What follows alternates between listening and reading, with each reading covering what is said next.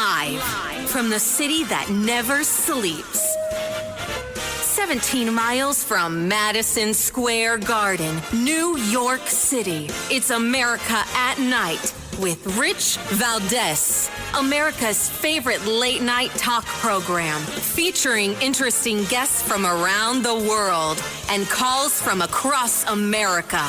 And now, here is your host, Rich Valdez.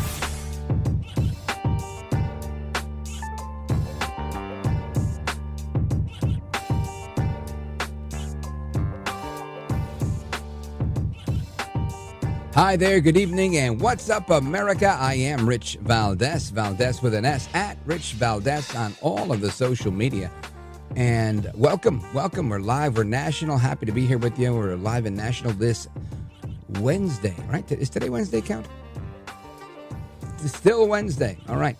So I never know which day of the week it is. And we've got a lot to discuss. I want to get into the phone number, of course, 833-482-5337, 833-4-Valdez, and a couple of other things, right? Of course, big news of the day, El Trompito Donaldus Magnus, the 45th and 47th President of the United States, says that we should eliminate the Department of Education. He's about to sign an executive order mañana. We're going to talk about it tonight. That's how we do here.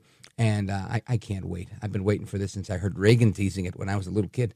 So I'm really excited about that. Of course, there's also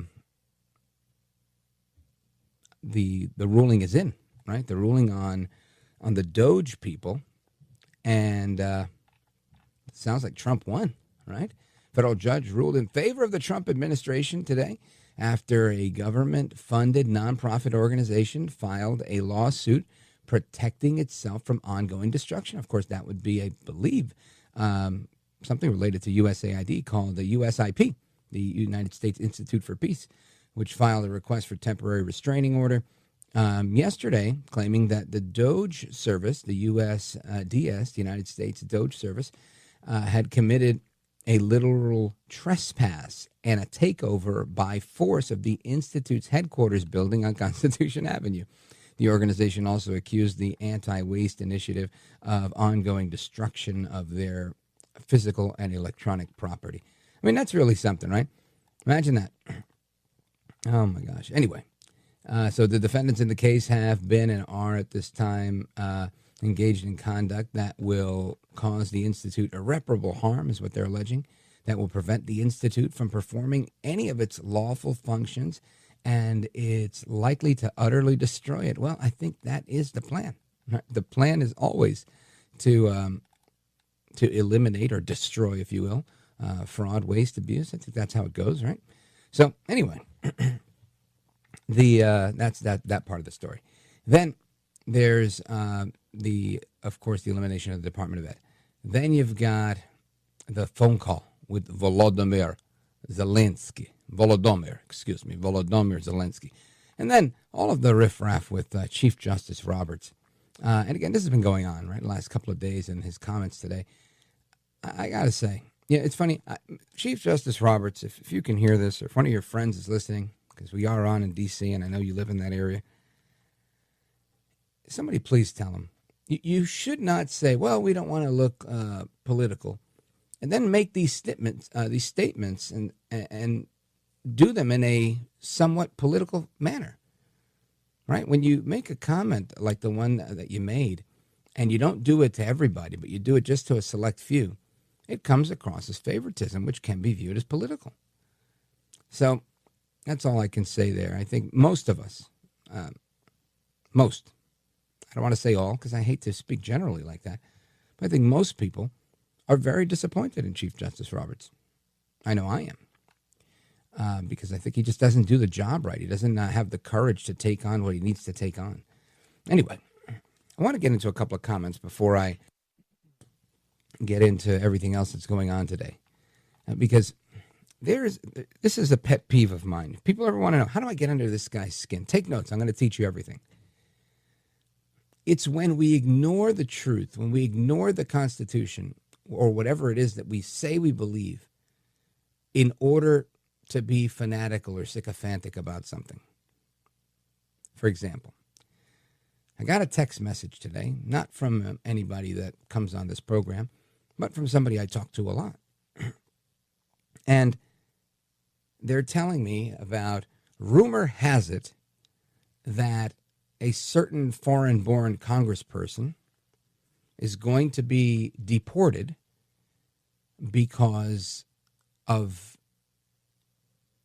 their hatred of America. And I said, look, I like this congressperson just as much as you do, which is not at all.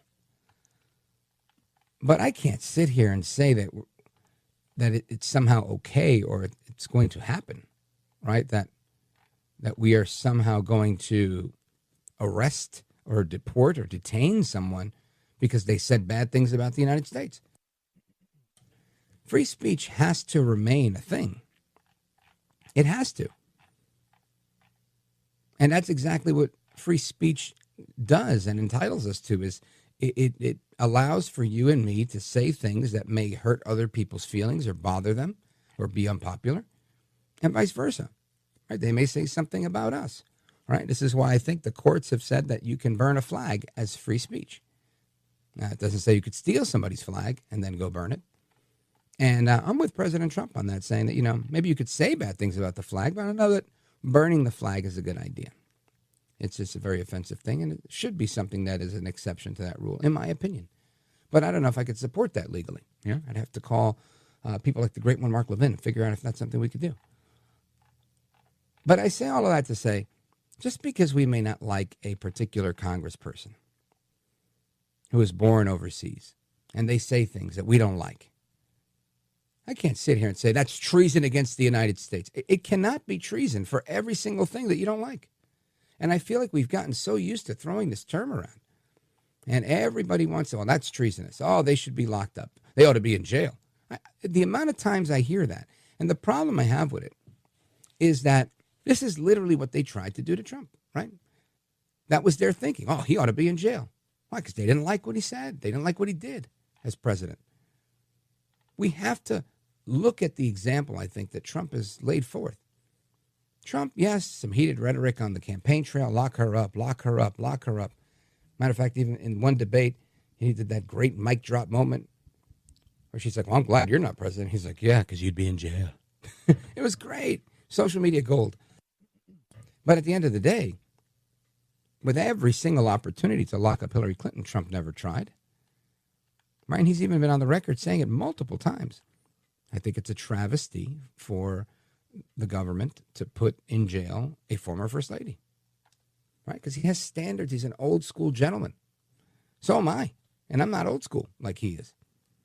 But I believe in that. I believe you do the right thing. So I get into this back and forth, not to belabor the point. But I say, look, there's a lot of things going on in Washington right now. The release of the JFK documents. And I mentioned this last night. What's it for? We're going to lock up the people that were in the CIA, lock up the people that were involved in this? Most of them are dead, no? So what's the point of putting this information out there? It's very simple. The point is to correct the record. The point is so the people know the truth. They know who their government is and what their government does. And that's what I'm trying to explain to this person I'm texting with. And tell them, hey, listen, it's not always about locking up the bad guys, right? This isn't a cops and robbers movie. And another thing that is just, I think, law enforcement 101. If you're saying, I'm hearing, what do you mean you're hearing? You're watching videos from people who pretend they know something, and they're saying something. And they're giving you an opinion. And they're saying that either A, they heard, or B, they think that so-and-so should be locked up. And when you hear things like that, you can't turn around and say, I'm hearing that they're going to lock him up. Do you think that you are somehow so privy because you watched some obscure video podcast on some weird website that all of a sudden you're in the know? And I'm not trying to insult anybody, but my point is, have you noticed that since the beginning of the QAnon conspiracy era, that all of these big major predictions just don't happen? And if they do, they're very, very far stretches. I mean, it's pretty useless to me. So anyway, I say all of that to say, look, the point wasn't to go down that rabbit hole. They almost got me.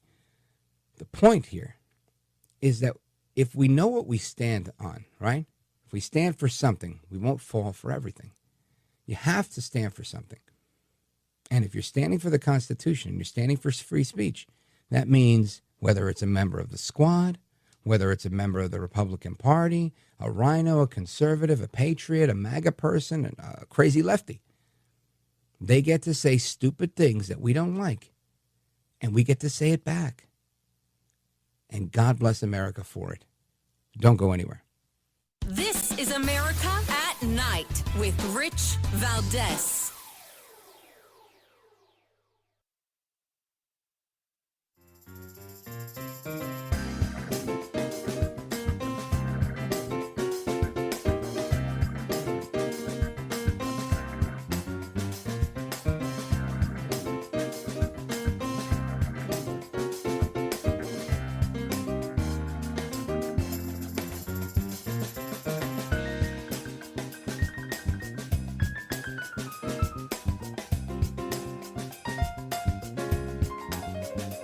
The best guests, the best opinions.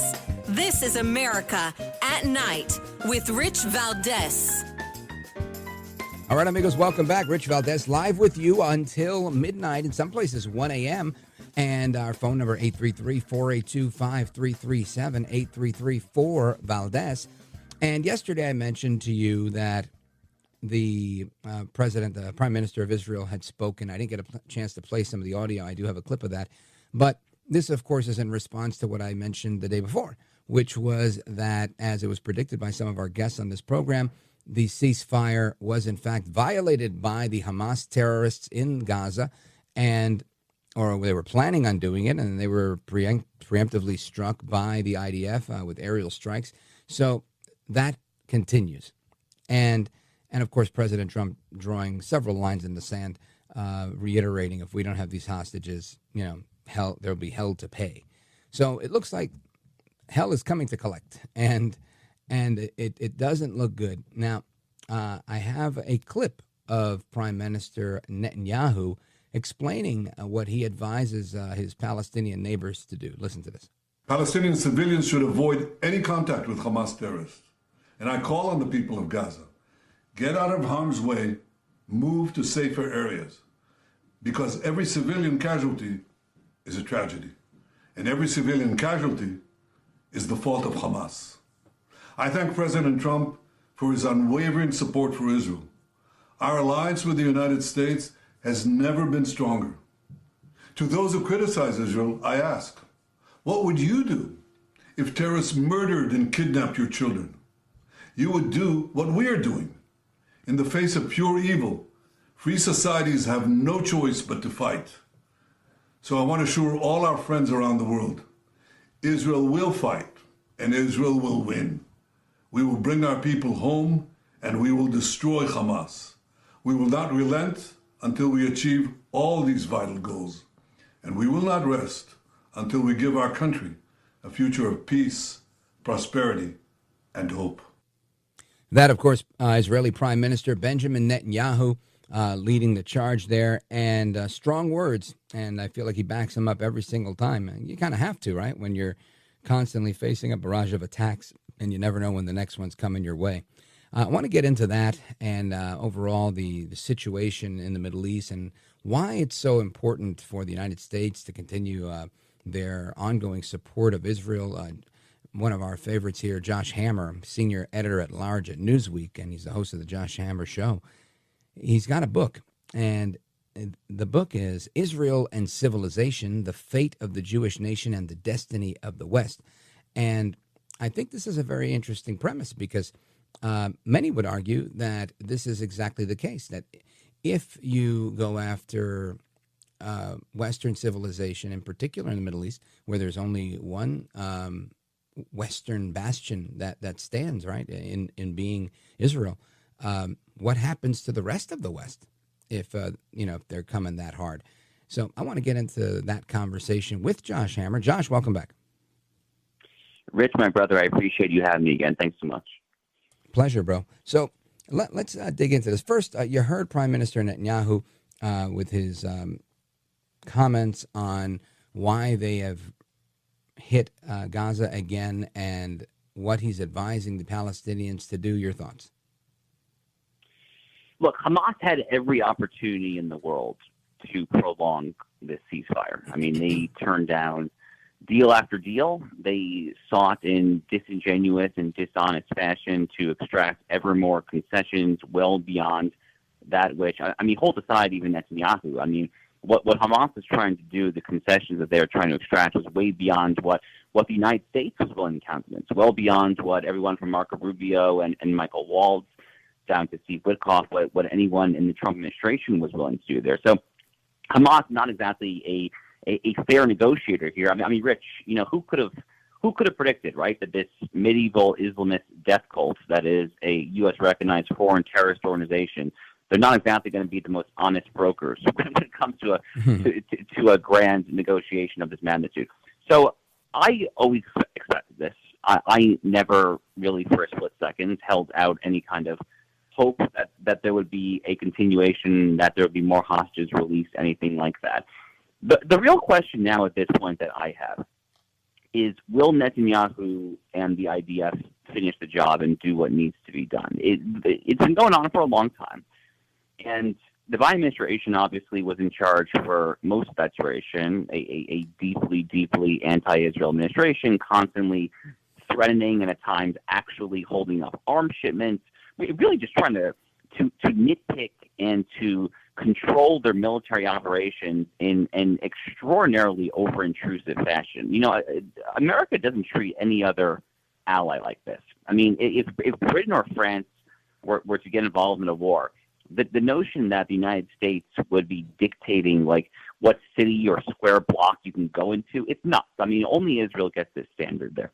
But the question is whether or not Bibi will finish the job this time. And I think he really has to for two reasons. One is because Trump has all but told him to. I mean, the very fiery rhetoric that President Trump has used about Hamas opening up the gates of hell, there will be hell to pay and so forth there. He's basically telling Netanyahu what to do without actually saying it. And Donald Trump is fundamentally a man who abhors weakness and respects strength. And if you're Netanyahu, you have to listen to that, because if you're told what to do and then don't do it, you look very weak in the eyes of the President of the United States. But the most important reason why Israel has to finish the job is because unless they do so, they will have failed to win this war on their own announced terms. After October 7th, Israel announced two aims for the conflict in Gaza. They said, we want to get our hostages back, and we want to eradicate Hamas as a political and military institution there. They've made a lot of progress, praise God, on the hostages front. It's not finished, but they've made a lot of progress. But Hamas is still in charge. And the lingua franca, the common language of the Middle East, Rich, is brute strength. Unless you demonstrate brute strength, you are not establishing deterrence. You got to finish the job in Gaza against Hamas to get that back. Let's pause right there on brute strength. I think that's a good place to pause. Folks, we're coming right back with our amigo Josh Hammer, senior editor-at-large at Newsweek and the author of the book, Israel and Civilization. Keep it locked right here. It's Rich Valdez. We're coming right back with our guest, Josh Hammer. Don't go anywhere.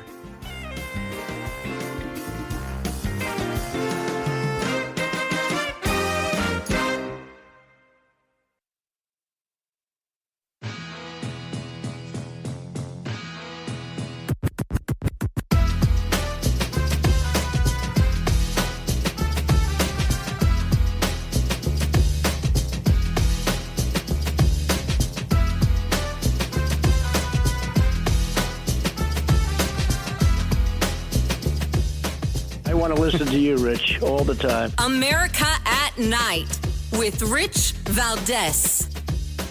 From the Israel Defense Forces, stating that the head of the Hamas government and the most senior figure of authority in Gaza and was responsible for the functioning of Hamas's terror regime in Gaza has been eliminated, according to the IDF. He also oversaw the integration of all of Hamas's branches in Gaza and their use for terrorist purposes. Dozens of terrorist targets, the IDF says, were struck to hinder Hamas's governmental and military capabilities and to remove threats to Israel, including numerous mid-level and senior-ranking terrorists in Hamas's political bureau who were eliminated. That a report from Fox News, and we're going to continue our discussion on what's going on in the Middle East with Josh Hammer. He's author of the book, Israel and Civilization, The Fate of the Jewish Nation and the Destiny of the West. I recommend you get a copy for yourself and one to give away. A very interesting read and very, very important topic, of course. Josh, we left off with your assessment, and one that I agree with, that many of the regimes in the Middle East only understand one thing, and that's strength. I mean, that's kind of just the language of the Arab world, Rich. The Arab world is a culture that really just respects one thing, which is strength. And unfortunately, when you live in that culture, the only way to establish credibility and to establish deterrence is to project that strength. And before the break, I was talking about how Israel has these two war aims, which is to retrieve the hostages and to eradicate Hamas. And when you fail to fulfill your war objectives, you, by definition, look weak. So I think it's extraordinarily important that Israel finish the job against Hamas in Gaza. That's only one piece of the puzzle, of course, speaking about the entire region and zooming out a little bit there. I mean, really, ultimately, a lot of this comes from Iran. They are kind of the head of the snake, so to speak, when it comes to most of the evil in the region. But that's a mid to long term problem. At least in the short term, though, Gaza got to finish the job in Gaza, at least for now. Now, Josh, I want to talk about how you work through this in the book, because I think it's important for listeners to understand the premise here that you're making, kind of like Custer's Last Stand. Israel, for example. If Israel goes, there goes the rest of the West. Explain. So the book is there is geopolitics and foreign affairs in there, and I have multiple chapters making the case for Jewish nationalism, in other words, Zionism. I have a whole chapter making the MAGA, America First, foreign policy realist case for U.S.-Israel relations. I think it's actually a very important chapter. But really at a higher level, Rich, what I'm trying to do here is to remind people, whether you're Jewish, Christian, or anything else, that it's almost never actually about the Jews. Throughout history, anti-Semites have always understood that so go the Jews, so goes the broader society. A society in which the Jewish people are flourishing is typically a society that overall is flourishing. A society in which Jewish people are oppressed and discriminated is typically symptomatic of a society that's in the middle of serious cultural, societal, and broader civilizational decay and decline. And anti-Semites have always understood this. So Karl Marx, for instance, in his infamously anti-Semitic essay on the Jewish question in the 1840s, he does not mince any words about his hatred of the Jews. But what did Karl Marx want to do? He wanted to overthrow all of Western capitalism, all of Western Christendom, all of Western Christian civilization there. They come to the Saturday people first and then go to the Sunday people. And in the book, I call for nothing less than an ecumenical Jewish-Christian joint biblical restoration project. It's time for Jews and Christians alike to fall in love with the Bible again and our broader millennia-long Judeo-Christian tradition. I mean, that is fundamentally what made the West. I mean, we say that the West is at a crossroads. Well, what is the West? I mean, the West, in my view, is largely synonymous with the Bible here. The American founders understood this. Thomas Jefferson and Benjamin Franklin won the national seal of the United States to be Moses parting the Red Sea. The Liberty Bell in Philadelphia is inscribed with a scriptural verse from the book of Leviticus. You shall proclaim liberty throughout the land and to all the inhabitants thereof. I mean, biblical imagery and phraseology, it's all throughout American history. And it's time for Americans in today's morally confused day and age, especially after October 7th, it's time for Jews and Christians alike to remember all these truths that we, unfortunately, Rich, we have all too often forgotten. Yeah, I think you're right, Josh Hammer. And, it's kind of refreshing, not to go too far off the beaten path here, but to see a chief executive in Donald Trump trying to bring that back. I think there was a big prayer meeting inside the Oval Office today. A bunch of pastors there joining the president for prayer. So I think there's a renewal of sorts to go towards one's faith. And I think you're right. There's always been a connection to faith in our country, and ultimately the idea of just universal truths that exist in the Ten Commandments. If you're not a religious person, I think you still kind of adhere to the universality of the Ten Commandments, right? Not killing, not stealing, don't be an adulterer, although maybe less so some people who are not religious. And I think as time goes by and without any attachment to faith, we see society deteriorating more and more. Would you agree? I absolutely agree with that, and I blame the declining religiousness and increasing secularism for a lot of America's current woes. But we can turn around, Rich. It's definitely not too late here. And your point is an extraordinarily important one. It doesn't actually really matter whether or not you individually are a believer or whether you are not. The point that I make in the book, and I try to do this methodically and painstakingly, is that so much of that which we take for granted today is actually predicated on biblical precepts. So to give like a very concrete example, think about the golden rule. You shall treat those how you yourself would like to be treated. That's actually just from the book of Leviticus. It's Leviticus chapter 19, that you should treat a stranger as you treat your fellow.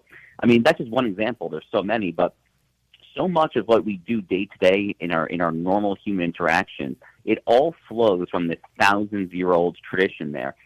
And I really do worry that we're losing it. But it's important, Rich, that we get it back, because if we're going to have any chance to defeat the three hegemonic forces that seek to destroy us, which I argue in the book are, in no particular order, Islamism, wokeism, and global neoliberalism, kind of like the John Lennon Imagine on a global stage, if you will, the Klaus Schwab World Economic Forum, Davos, United Nations, all that. If we're going to be able to combat wokeism, Islamism, and global neoliberalism and sustain ourselves as a nation and as a civilization, we have to know whence we came, what we come from, in order to have the spine and the fortitude to launch a counteroffensive. And what I argue in Israel and Civilization, the fate of the Jewish nation and the destiny of the West, is that calls, again, for nothing less than a biblical restoration, because it really was these biblical values that founded this civilization, and that will be ultimately, I believe, firmly what saves it. Josh Hammer is our guest. He's the author of the book, Israel and Civilization, the Fate of the Jewish Nation and the Destiny of the West. Josh Hammer, let everybody know how they get a copy of the book. Well, Rich, I really appreciate it, my friend. So the book is available everywhere books are sold. We actually sold out on Amazon on publication day yesterday morning. So it's temporarily out of stock there, but don't worry, it's being replenished as we speak. So you can order it on Amazon. It'll come maybe just a couple of days later than otherwise.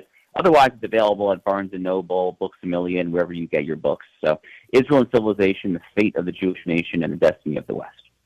Outstanding. Josh Hammer, I appreciate it. Godspeed to you. Good luck with the book, and I'll definitely talk to you soon. God bless you, Rich. Thank you. You bet. All right, amigos, getting to your calls right now on this, that, and everything else we've discussed tonight. Don't go anywhere. This is America at Night with Rich Valdez. Call now, 833-4-VALDEZ. That's 833-482-5337. 833-4-VALDEZ. That's Valdez with an S.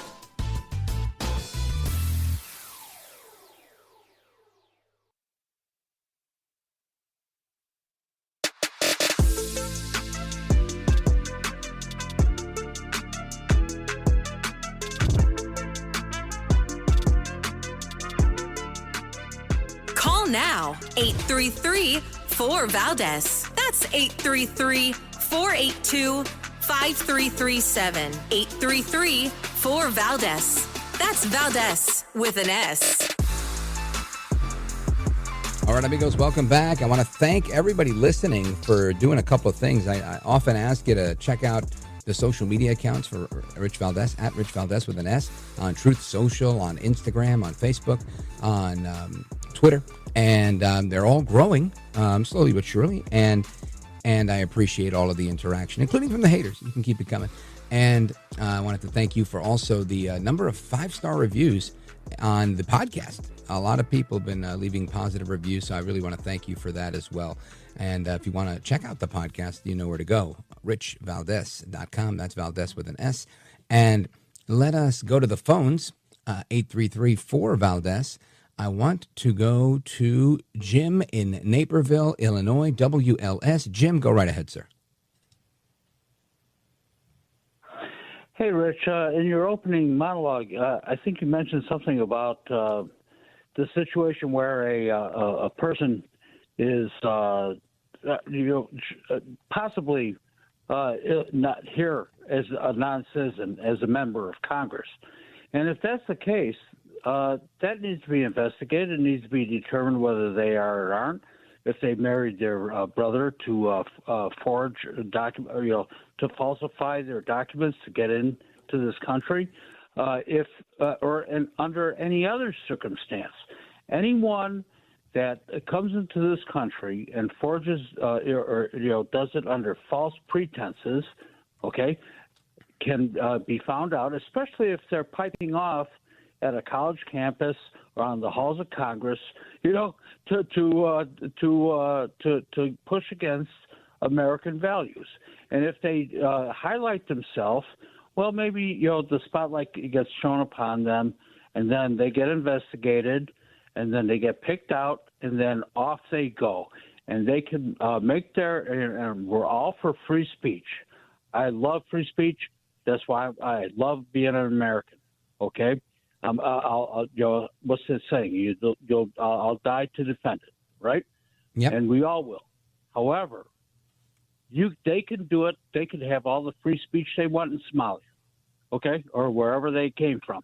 Okay, so if they want to complain about America, well, they could do it from the country that they came from, that they illegally came here from. Now, Jim, I understand what you're saying. The issue that I have with this is I don't like Ilhan Omar, and I'm not here to defend her. I'm here to defend the Constitution. And as far as I know, right, we have this thing called due process, innocent until proven guilty. There's not even been a single legal charge against her for committing any type of immigration fraud, right? So there was a story alleged 9 years ago when she was a member of the Minnesota State House that she had married someone that there was innuendos that this was her brother. And I've made all the jokes in the world on my show. It's very funny political fodder. But in reality, this is not something that I have any proof of, nor do you, right? Nor does anybody else, or she'd be in big trouble. Furthermore, she's been a citizen forever and a day. What was being alleged was that she was helping the brother get citizenship, right? So while it was alleged 9 years ago and nothing has come of it, right? All I can say is if she did it, yeah, sure, go ahead and prosecute. And what would be the penalty, right? 5 years under 8 USC 1325, or a $250,000 fine, or both. Now, of course, she could, if it's found out, then maybe they could revoke her citizenship. They could denaturalize her. I don't see any of that happening to a sitting U.S. Congresswoman, especially a woman, number one, someone of color, someone of Islamic faith. I happen to live in this country, Jim, and I can tell you that it is very politically unpopular to go after certain people. And I'm not defending that. I'm not saying it should be that way. I'm just saying it is, right? For example, if I were to say, if you go to certain rough neighborhoods in this country, I don't know, certain parts of Los Angeles, certain parts of New York, even certain parts of New Jersey, and you're wearing a Rolex and a gold chain, you better be careful. Maybe you should be packing your heat that day because there's a chance you might get robbed. I'm not condoning people robbing people. I'm just saying, as in a very matter-of-fact kind of way, that is a reality that can, in fact, happen. So in the same way, I'm saying there's no proof against this lady. I would love for that to happen. But I can't sit here and say it's treason because she wants to trash the United States. I trash her. I'll trash her every day when she says some people did something, and I'll crack a joke about the innuendos about her marrying her brother and whatever else it is, because, again, it's funny stuff. But at the end of the day, No serious prosecutor, not Kash Patel, not Dan Bongino, not Pam Bondi, not anybody in law enforcement is alleging that this is real and that this happened. So who am I to start engaging in a debate with anybody about this? I've got to say, listen, that's a non-starter. It's a non-issue. And I don't want to sit here and be Ilhan Omar's defense attorney. And that's the point I was making, is that sadly, too often, people, the friendly fire that goes on around here, instead of us focusing on who the real bad guys are, we get caught up with all sorts of stupidity. We want to defend Vladimir Putin. We want to align ourselves with Putin. We want to go after every last person with the death penalty and treason. These are very unlikely to happen. They've never happened. And you show me the day that Trump has locked anybody up. He was already president for 4 years. And in the 4 years he was president, he didn't arrest James Comey. He didn't arrest Peter Strzok. He didn't do any of these things. Why? Because he's not a cop. Right? I mean, he has the authority to ask for these investigations and do these things, but he's on the record saying, this is not good. This is what they did to me, and this should never happen again. So if Trump doesn't believe in any of those things, why should we? Now, that doesn't mean that he doesn't believe in justice and the rule of law and people that are guilty being investigated and charged if they are. But look at where he's putting in his energy. Look at where he's putting all his effort. It's not there. It's not there because he's not trying to disprove X, Y, and Z. He's trying to actually make America better. And God bless him for it. So, again, I don't want to come across as an apologist for the other people. I'm trying to say, look, let them talk their smack. We can talk our smack, too. And let's stay focused on the mission that we have to make this country better. Jim in Naperville, thank you for your call. WLS in the building. Folks, I'm coming right back. We got Missouri, Idaho, and more. Don't go anywhere. This is America at Night with Rich Valdez.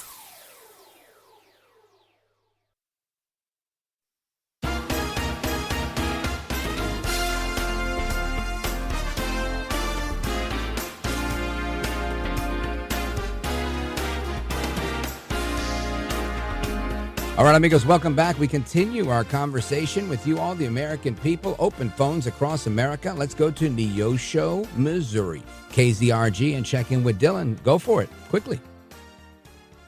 Yes, yeah. I just wanted to add a little bit to what you were saying there about the Ilhan Omar, the rumors, whatever's going on with that. And, just kind of to step back from that and say that, despite being a pretty big Trump supporter, I really disagree with his call to impeach a judge only after that judge rules against him. And I think a lot of people failed to really understand the inverse of that ruling, which was that a person accused of being here, illegally and being deported gets summarily deported. They can't even appeal anymore. They can't even, you're deporting someone, but they're not even getting due process in the first place. That was probably the most appalling thing. And I just think we all have to remember that, there is merit to having honor, humility, and respect.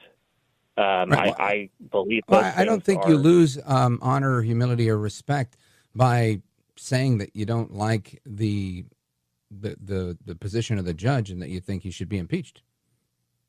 I think if you only do that after you get an unfavorable ruling against yourself. Well, when should he do it? Ahead of the time? Say, hey, look, man, nice hair. You should be impeached.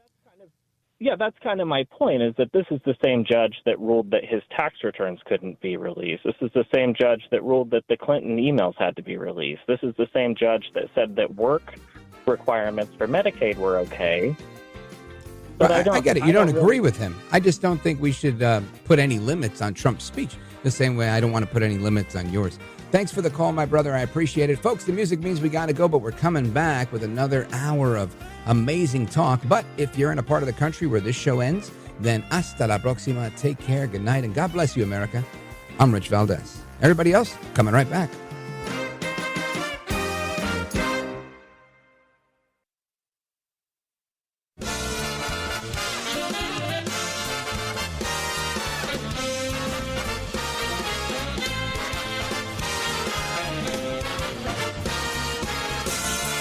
Live from the city that never sleeps.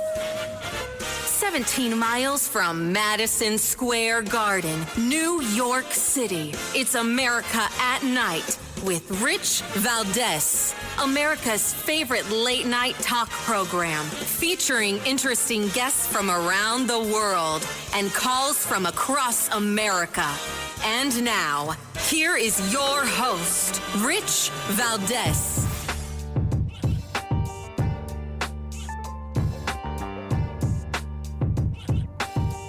Hi there, good evening, and what's up, America? I am Rich Valdez, Valdez with an S, at Rich Valdez on all of the social media.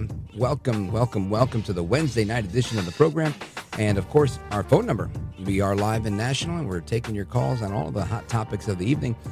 833-482-5337, 833-4-Valdez.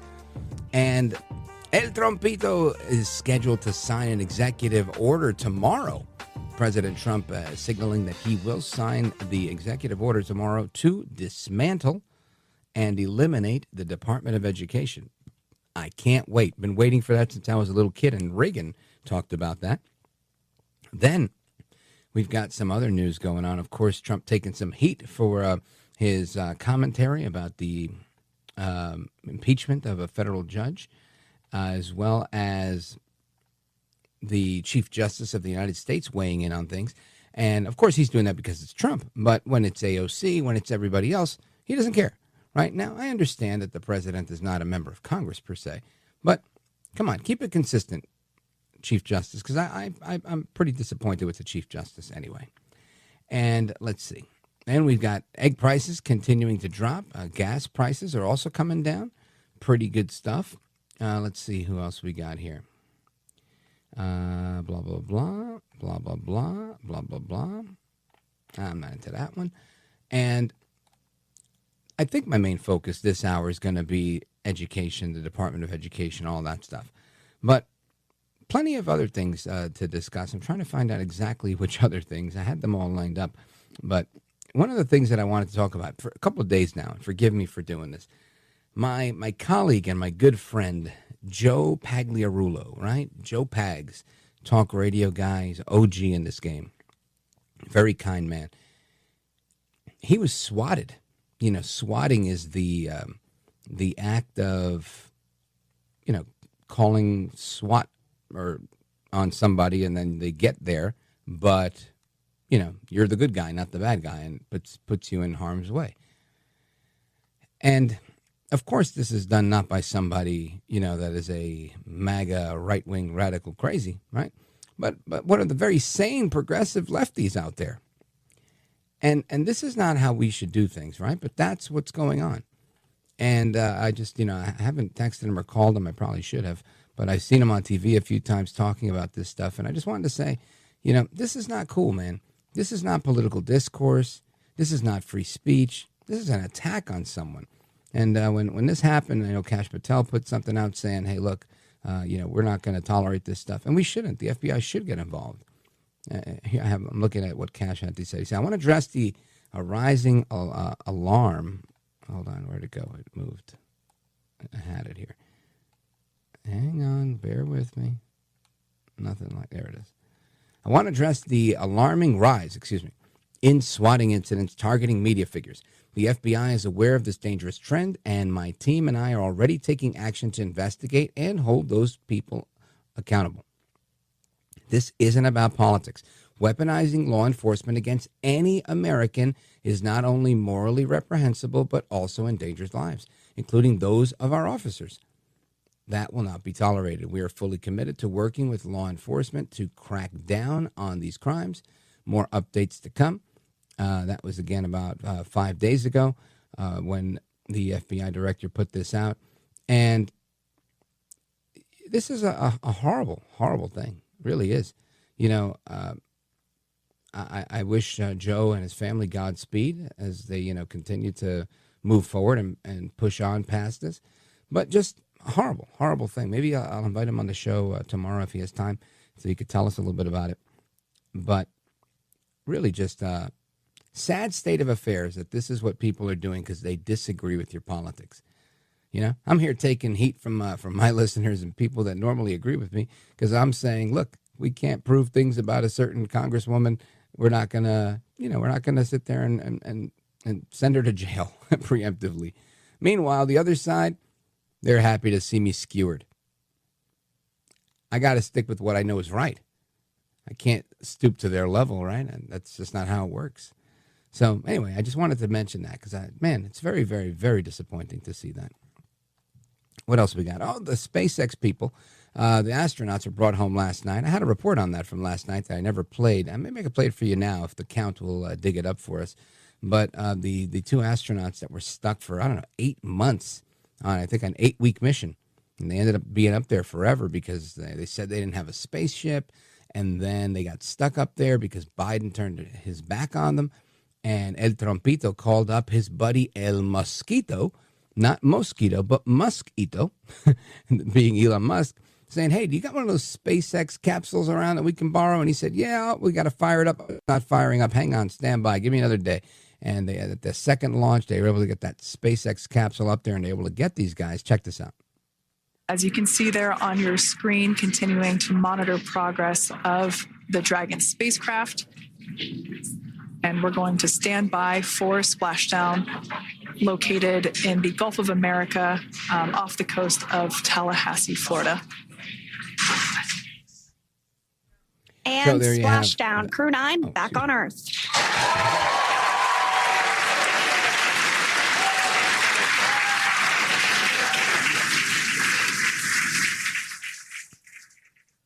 And SpaceX Freedom, splashdown. Good main relief. Copy, splashdown. We see main chutes cut. Nick, Alex, Butch, Sunny, on behalf of SpaceX, welcome home. All right, it's finally over. I thought it wasn't over. It's over now. Anyway, Godspeed to them. I'm happy that they're home. I'm happy that they're well. And I'm happy that Elon Musk did the right thing here and helped to rescue these people. I could not imagine. I'll tell you the truth. You put me on a plane, and I typically don't like to go too far, but you put me on a plane for, 2 hours, 3 hours, 4 hours, whatever it is. Where do I go? Miami, Puerto Rico. I don't really go too far. Once a year, we go to Europe. And you do that thing where they go, all right, we've landed. Oh, we got to wait because they're going to taxi us down the runway, connect us to the jetway. We're waiting for us to tow us there. That 15 minutes where you got to sit in the plane while it's not moving drives me nuts. Absolutely insane. I'm that guy. I'm the guy that's standing up and my head hits the overhead bin and I got to put my head kind of sideways and wait because I just can't sit anymore. I'm that guy. So I can't imagine saying, hey, let's go to outer space. Hey, guess what? We're going to leave you there for 8 months. Whew, they're better men and women than I am. That's for sure. Anyway, I want to get into this stuff with the Department of Ed because I think this is a huge achievement. Now, the left, when Trump is able to bring this thing down after their lawsuits and after the whatever, and he's able to make a speech, maybe at the State of the Union next year, and say, we have successfully eliminated the Federal Department of Education, bringing education back to the states where it belongs. Applause line. And everybody claps. Standing ovation. When he's able to do that, the left is going to beat him up. And they're just going to say, no. What happens here is that he's just breaking everything that we've given him. And America's now dumber as a result. They're going to blame the last 40 years of educational decline on Trump. They're going to blame everything that the teachers' unions have done, all of the mafia that the left has over medical schools, including indoctrinating doctors to do what they call gender-affirming care. The fact of, and people argue with me all the time on this, and you're welcome to, but I'll remain unconvinced, I can tell you that. There is no reason why we should limit the applicants for medical school in our country.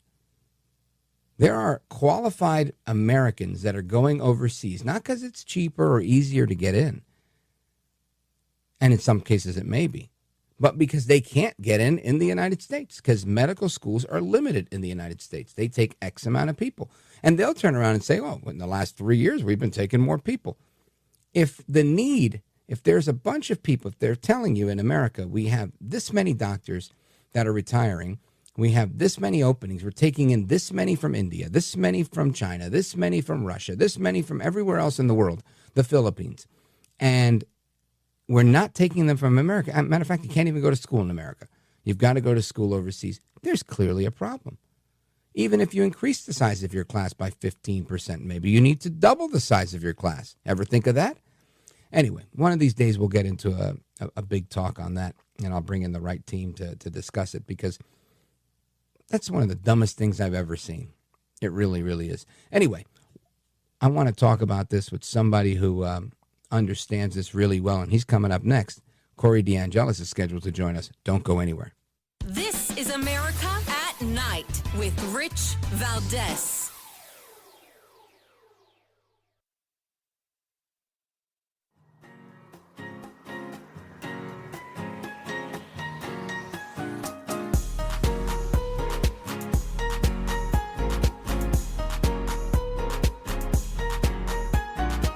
Well, thank you, Rich, and thank you for everything. I know you very well, and I listen, but I have a lot of people that listen, and they love your show, and I appreciate it very much. America at Night with Rich Valdez. This just in, Trump is likely to sign an executive order tomorrow to start dismantling the Department of Education and is expected to sign it at a White House event. CBS News and USA Today now confirm. Trump will direct his Education Secretary Linda McMahon to take all necessary steps to facilitate the closure of the Department of Education and return education authority to the states, according to a White House summary of the order reviewed by USA Today. Meanwhile, the Department of Education does not, as Trump claims, have any effect over school curriculums which are set at the local level. While eliminating the department entirely would require action from Congress, Trump plans to dismantle it from within. The Department of Education handles important funding, such as for students with disabilities, Title I funding for low-income schools, and federal student loan payments. The White House claims that those programs will not be interrupted as it winds down the department. Talk about having the Midas touch with the report there. And this is, again, music to my ears. Of course, this has Randy Weingarten in a meltdown, and we'll get to that in the next segment. But right here, I want to talk about the Department of Education and the need to bring this back to the states. Some are going to allege or assert that this is purely politics, that Trump is just playing political sleight of hand by moving things around, but making it look like he's eliminating the Department of Ed. But I would argue we never needed it, and that's why you can move things around, because you don't need this big behemoth of an agency. Corey DeAngelis is Senior Fellow at the American Culture Project. He's a visiting fellow at the American Institute for Economic Research as well, and he has been labeled the school choice evangelist. He's with us now. Corey, welcome back. Hey, Rich, thanks for having me. Thank you, brother. I appreciate you taking the time to have this discussion with us. I know you're out there on the front lines, kicking butt, taking names. And tomorrow, President Trump is scheduled to sign this executive order. There's been a lot of talk about it. Linda McMahon has weighed in on it. Mom has been the word, but I think tomorrow's the big day. And what's your initial reaction to all of it? I mean, this is glorious. This is Christmas came early this year, and look, the Department of Education should have never been born. It's unconstitutional. It's a waste of time and money. There's thousands of useless bureaucrats in D.C. pushing paper, not really educating any children at all. And the department hasn't lived up to any of its expectations. It had the stated purpose of closing achievement gaps, improving outcomes. It hasn't done any of those things. All it's done is waste a ton of money. It has spent nearly $2 trillion since its inception in 1979, which, by the way, it was a political payoff by Jimmy Carter to the teachers union, the National Education Association, for their endorsement back in the day. And you know, the word education is not in the U.S. Constitution. It's therefore a violation of the 10th Amendment. It's unconstitutional.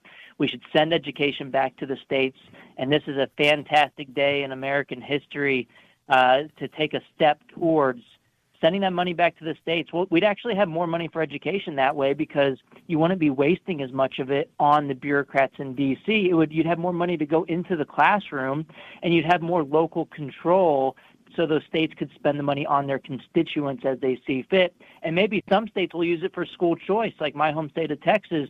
Maybe they'll give that money not just back to the states or back to the schools, maybe they'll give it back to the parents. And so that would be a glorious thing to see as well. And this is just the first step of more things to come. Well, I love that. And I agree with everything you said. And I think overall for me, there's other implications, like just reducing the size of government, eliminating some of the bloat, really reinforcing the local nature of schools. And some years ago, I started, I was part of a founders group for a charter school in Jersey City, New Jersey. And I can tell you firsthand that education truly has to be a community-driven exercise, right? You're dealing with the parents, you're dealing with pretty much everybody in your community. It's a community idea. And the idea that someone in Washington, even if it's writing a check, and they're not always writing a check or sending a grant, is a very foreign idea because they really just don't know what's going on in your neighborhood. Yeah, they have no idea. And I will tell you, the left is losing their mind over this right now, and they're fear-mongering every step of the way. And I think they're using it, one, because they have Trump derangement syndrome, and they just can't fathom that Trump has a great idea, which he has plenty of them, but this is one of the best, I would say. And they're using it as political fodder to try to leverage the abolition of the department in the midterm elections to try to win votes. But they're arguing against a straw man. They're saying that this will defund education, but like I said, the plan is to grant the money back to the states. There's a bill in Congress to do this right now called the Returning Education to Our States Act. It's authored by Senator Mike Rounds, a Republican out of South Dakota, and all of the useful functions that the Democrats are pulling their hair out about, saying that they won't exist, they would still exist. So, like, for example, students with special needs, the Democrats are saying that those programs would go away. No, they wouldn't. They would move under the Department of Health and Human Services.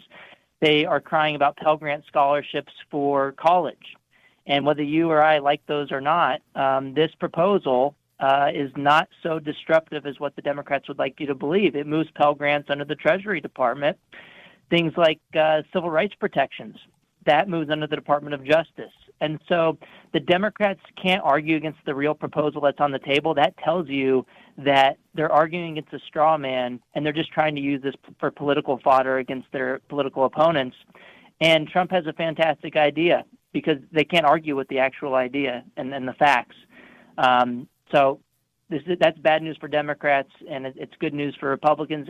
And Trump won on the parent vote by 9 points after he campaigned on abolishing the Department of Education. Each state has its own Department of Education anyway. Why do we need another one in D.C.? That's a rhetorical question because we don't.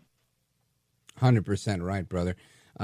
You nailed it there. And I think that's probably the most important part that I think people just don't get is that we don't need duplicitous levels of government. It's not like radio shows, right? You can say, I can listen to that radio show or this radio show. I can listen to local radio or nationally syndicated radio. You can do what you want.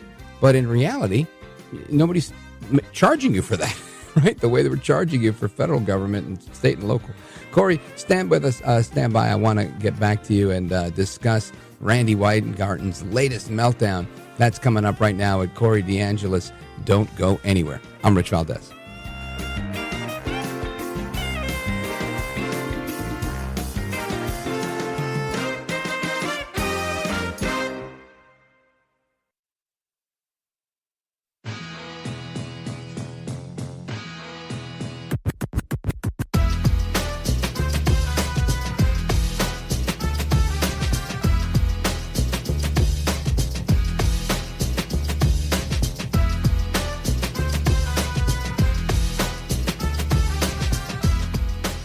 There's more news in your commentary, in your analysis, than there is on the news network. America at Night with Rich Valdez.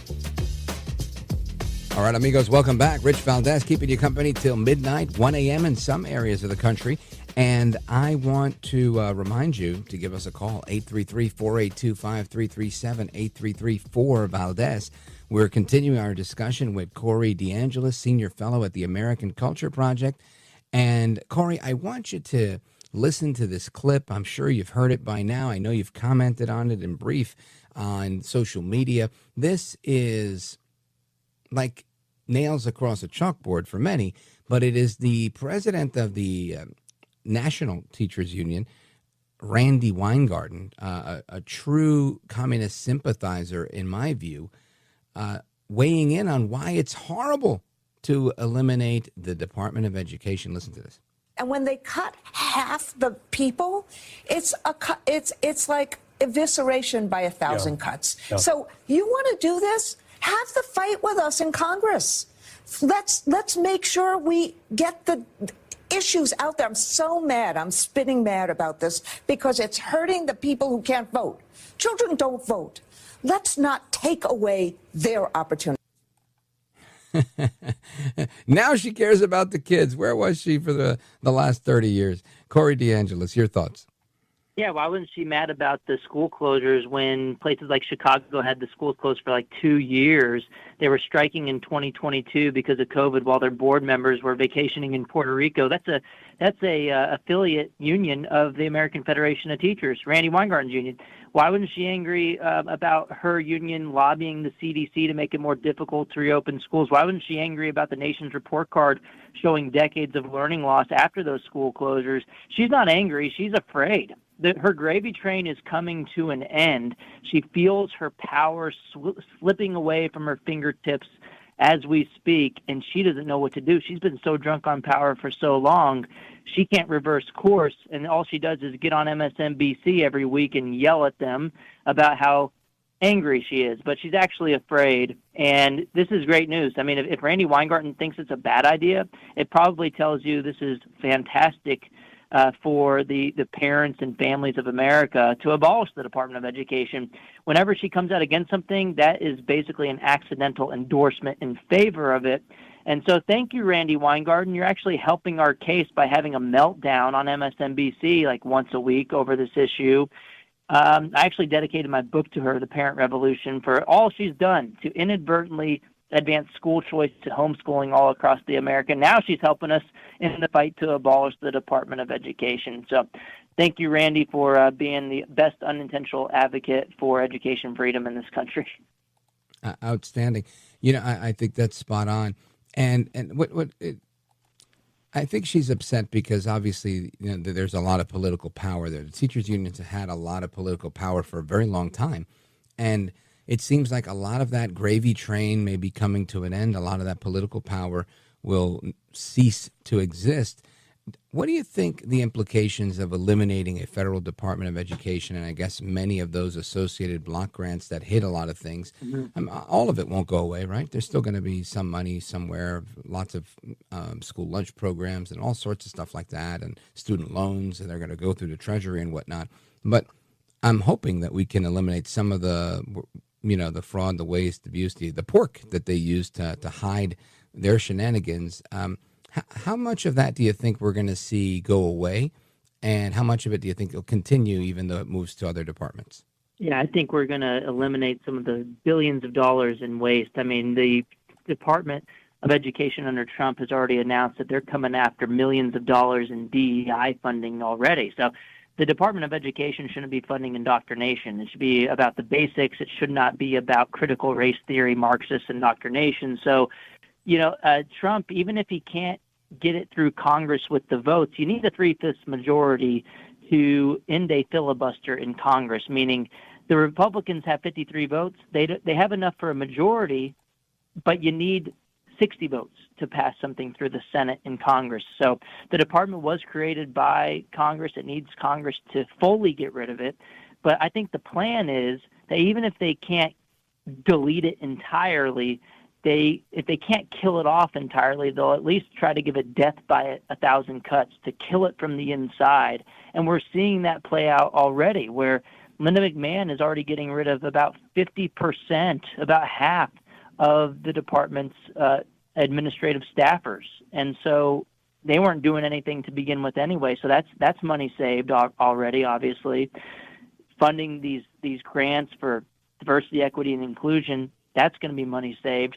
We don't know exactly what the number is going to be, but all the rest that's actually useful, that's going to go back to the states. And I don't think there's much disagreement on the Republican side about that actually happening.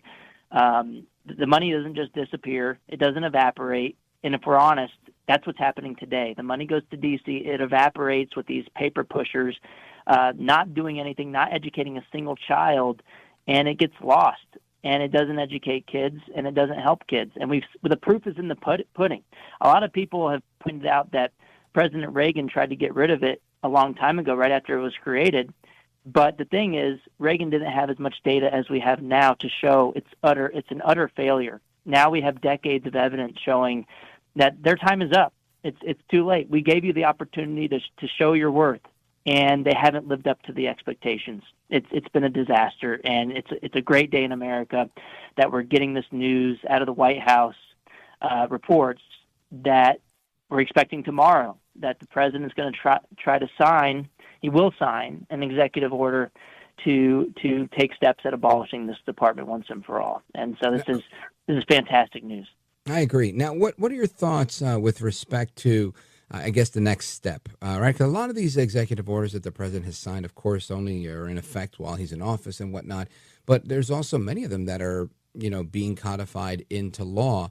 How long and how much of a fight do you think that they're going to have? I know we talked about the 53 votes, but do you think ultimately, I believe this is a fight we'll ultimately win. Do you agree? Yeah, I think so, and especially after the midterms. I mean, look at all of the Democrats didn't learn anything in November, it seems. They keep going further to the left, and I was actually surprised. I shouldn't be surprised anymore, being in politics so long, that the Democrats unanimously voted in the Senate against the Protection of Women and Girls in Sports Act. Like, what are you doing? In Illinois, just today, they voted to advance a policy to attack homeschool freedom in Illinois. The Democrats did. And so they're going to lose elections over these things, and the midterms can't come soon enough. Who knows? Maybe we get to 60 Republican senators by then, and then, we take this first step now, and then maybe we finish the job after the midterm elections when we get supermajority support of Republicans in the Senate. And I will tell you, Randi Weingarten overplayed her hand during COVID, but she also let the mask slip the other day on MSNBC when she was saying she was angry. Guess what? She also went on a podcast around that same time where she admitted that she's afraid that even if the money goes back to the states and it doesn't, just disappear and go back to taxpayers, even if it goes back to the states, she says she is still concerned. She doesn't want this to happen, even though the money would still go to the schools, because, oh my goodness, she admitted that states like Texas might actually give that money to the parents. That's the most local form of control that we have, the family unit. And so she's so afraid of school choice. That is the biggest threat to the teachers union monopoly. They want to trap your kids in their schools, and they don't want parents to have a say in their kids' education. And that is not popular. People know parents are the primary decision makers for their kids. And so the jig is up, Randy. You can have a meltdown all you want, but parents are fighting back, and we're going to win this war. Outstanding. Corey, let everybody know the name of your book, where they can get it, and how they can follow you. Yeah, it's called The Parent Revolution. It's on Amazon. It's a USA Today bestseller, and President Trump himself endorsed the book, The Parent Revolution. You can find it basically anywhere. Folks, check out Corey DeAngelis. Follow him online at DeAngelis Corey. He's a good follow. He knows what he's talking about, and he's a gentleman, a scholar, and a patriot. Thank you, sir. Thank you so much, Stretch. Talk to you soon. Yes, sir. God bless. And folks, we continue your calls and more coming up. Open phones across America. Plus, today, President Trump called in a God consult, filled the Oval Office with a bunch of pastors. And I thought that was pretty cool to get a little prayer going on. And guess what? We've got one of those pastors joining us in a little bit, so keep it locked right here. But straight ahead, your calls, Indiana, Missouri, Florida, Idaho, and more. Don't go anywhere. This is America at Night with Rich Valdez. Call now, 833-4-VALDEZ. That's 833 482-5337. 833-4-VALDEZ. That's Valdez with an S.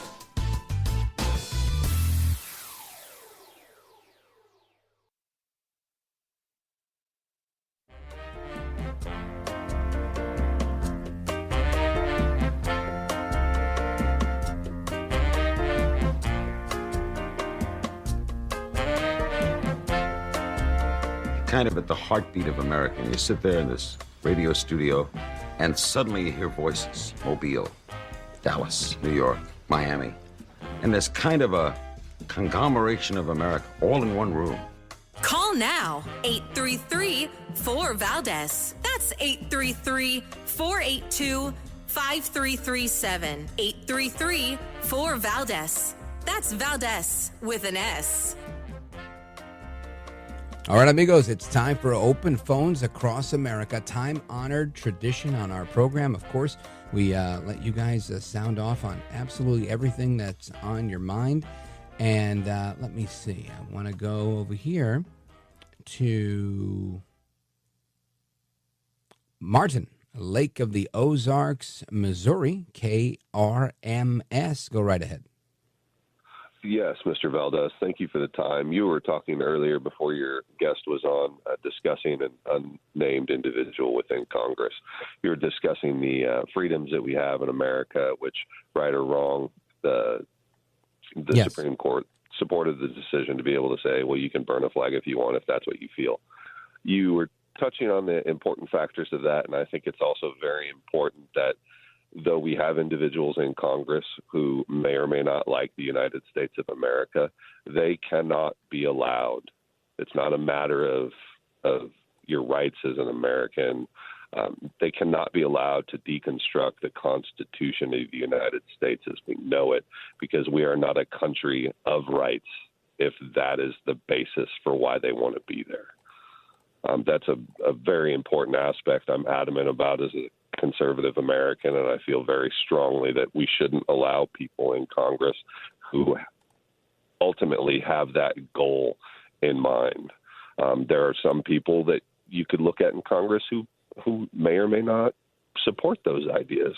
That's where I think that T word of treason comes into play. And I have to have a caveat. Your last guest speaker, what a brilliant situation, and his book sounds marvelous. I think I'm going to have to go out and get it. The nut on that aspect he discussed with regard to education and the dismantling, Randy Weingarten doesn't see children. She cries about how important the children are, but the real basis is they don't see children for who they are. They see children for the money they generate. Yep. And he's so right on with regard to the fact that she sees her money slipping away. The bank account for the Democrat teacher unions is going to go to zero.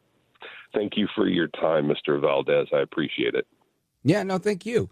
I appreciate your thoughts. And I wanted to ask you a question about deconstructing the Constitution. How do you see this happening? And when you say we shouldn't allow, do you mean, do we propose a constitutional amendment that says if a member of Congress tries to amend the Constitution and it's deemed by whom as deconstructing, how would you implement such a limit? As far as a constitutional originalist, I mean, you can go through the Constitution, individuals such as Mark Levin. There are others, gentleman who is the foremost expert, is consulted all the time. I see him talk on Fox News. Those individuals need to make sure that the deconstructionists within government aren't allowed to have the power to tear away the fabric of what made this country. Well, listen, I support what you're saying, but here's the caveat. I think Levin would agree with me on this. What I'm saying here is this: it is our job as voters, as citizens of the United States, to be informed patriots. Right? Reagan called on us to do that, and the reason he did that was because exactly what you're talking about. If you just listen to the platitudes of someone And you think, oh my gosh, they're so nice, they're attractive, they say good things, whatever and whatnot, and you vote for them. And then they go, and their lack of understanding of our founding story, right, our founding documents, the story that goes behind the founding documents, is somehow harming the fabric of the country. Then this is I put this squarely on you, because ultimately members of Congress are political people. And political people are elected through a political process. The remedy to get rid of a bad politician is in the political process. Now, of course, impeachment does exist in cases where we can't wait the full 2 years to reelect someone else. But in the case of the unnamed congressperson, this person gets reelected time and time again. So I would beg the question to the citizens of the United States that are voting in her district: what is the deal if this person is so dangerous? And if so, right, the system has to work. And I believe the system does, right? Donald Trump presented an alternative to Joe Biden, and in my opinion, got robbed. He did it again, and he made the case very effectively, and he gets in, and with pretty remarkable numbers, right? Because people ultimately said, you know what, I agree with this guy. I think this is the right guy for the job. So ultimately, it's proof to me that the system works. And if the system works, then we need to work the system. And we can't just say, I don't like what you're saying, and I think that you're a deconstructionist, so therefore you shouldn't be allowed. You can say that, but you have to say that as a voter so that these people don't make their way in. So I agree with you. I just think that the check and the balance has to be on us. It's all on us, right? Because people are always going to try and rob you. People are always going to try and con you, and it's up to us to make sure we don't get robbed and we don't get conned. Thank you, brother. I appreciate the call. Really good conversation. Martin in Lake of the Ozarks, Missouri, KRMS. I'll be right back. This is America at Night with Rich Valdez.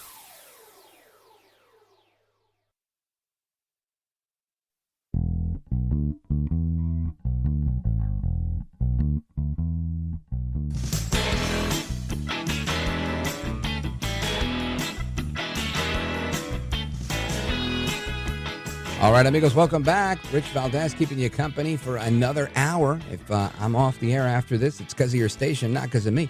Anyway, we continue the conversation with our buddy Clayton in Washington, Indiana, calling in on WLS. Clayton, very quickly. Okay.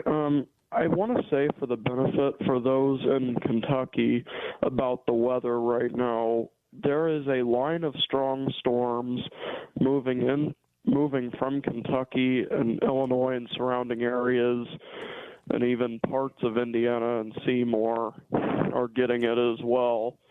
Is this like tornadoes or thunderstorms? Talk to me.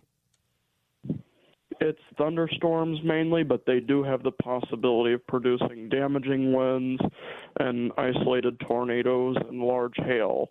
Well, that's why everybody needs to be safe, and make sure you have your Sea Crane radios, folks.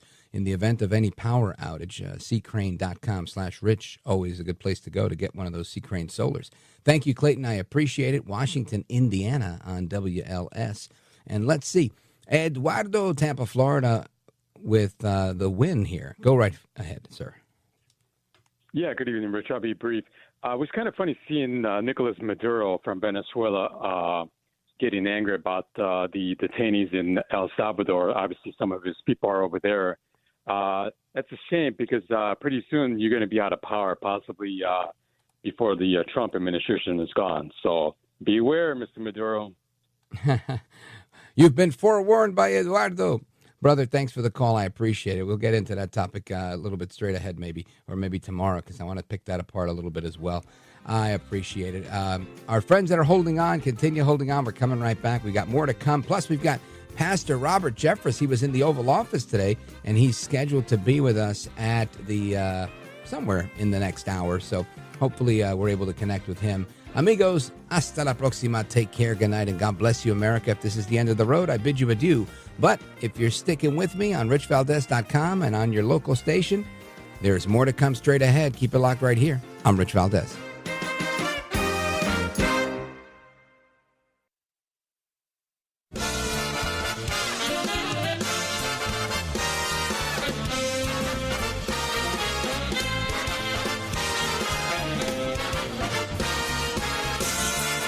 Live from the city that never sleeps.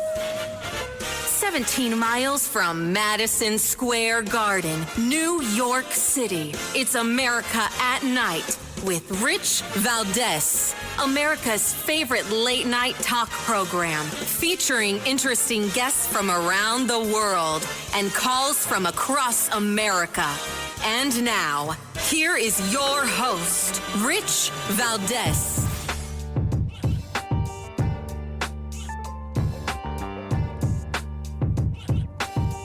Hi there, good evening, and what's up, America? I am Rich Valdez, Valdez with an S, at Rich Valdez on all of the social media, your liberty-loving Latino amigo. Happy to be with you this Wednesday evening.